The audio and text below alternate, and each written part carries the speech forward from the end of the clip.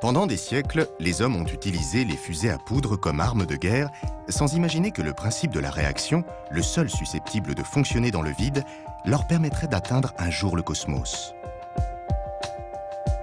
Il faut attendre la fin du 19e siècle pour que des scientifiques, poussés par l'intérêt grandissant du public pour les voyages dans l'espace et le développement des romans d'anticipation, s'intéressent enfin aux dispositifs techniques destinés à s'arracher à l'attraction terrestre.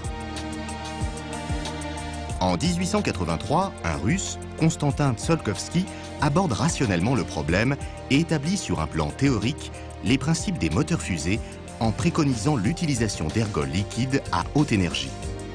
Au début du XXe siècle, ces travaux sont repris et complétés sur le plan expérimental par l'Allemand Hermann Oberth.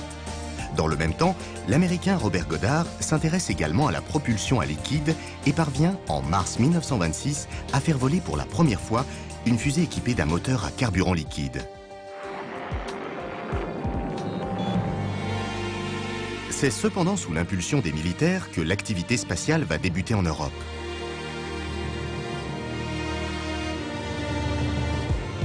En effet, quand l'Allemagne entreprend de se réarmer, au début des années 30, elle doit tenir compte en matière d'armes offensives des contraintes imposées par le traité de Versailles. Les militaires, à la recherche de nouvelles armes, observent avec intérêt les expériences conduites par des groupes de jeunes ingénieurs émus d'Hermann Oberth. Ils perçoivent dans leurs expérimentations l'opportunité de contourner les limitations du traité. Ils recrutent certains d'entre eux et leur confient la tâche de réaliser, sous la direction de Werner von Braun, une fusée capable de transporter une tonne d'explosifs à 300 km de distance. Plus loin et plus puissant que toutes les armes existantes à l'époque. Les scientifiques et les ingénieurs, bénéficiant de moyens financiers, humains et logistiques importants, les travaux aboutissent au lancement réussi en octobre 1942 à Peenemünde de la première fusée V2. Utilisée de manière opérationnelle à partir de septembre 1944 sur Paris, Londres et Anvers, la V2 devient le premier missile balistique. Il arrive cependant trop tard pour modifier le cours de la guerre.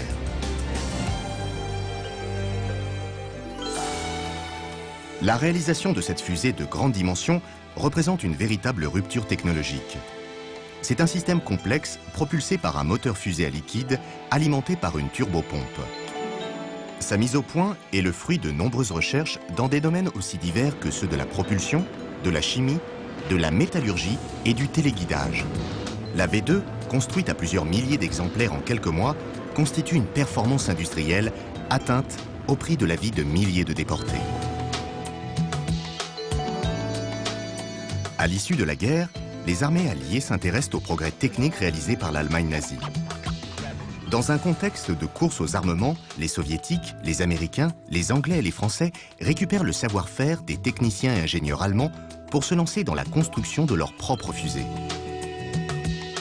Alors que la guerre froide bat son plein et que l'espace est devenu un lieu d'affrontement entre l'Union soviétique et les États-Unis, la communauté internationale se fixe comme objectif d'utiliser aussi les moyens spatiaux à des fins de recherche scientifique dans le cadre de l'année géophysique internationale de 1957.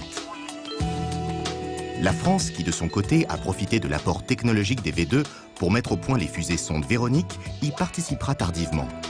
Ce développement va s'inscrire dans le cadre d'une politique d'indépendance nationale menée depuis 1958 par le général de Gaulle, qui s'appuie sur la force nucléaire stratégique de dissuasion avec les fameux Mirage 4 et les missiles balistiques.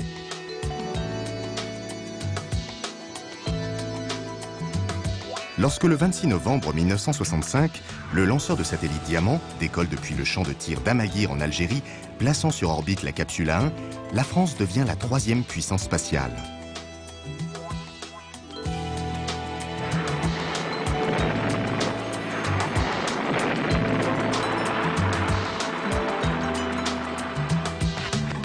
Tout en demeurant porteuse de nombreux enjeux de souveraineté, la maîtrise des technologies spatiales et de l'accès à l'espace laisseront une large place aux grands programmes internationaux civils, que ce soit au bénéfice de la communauté scientifique ou de chaque citoyen.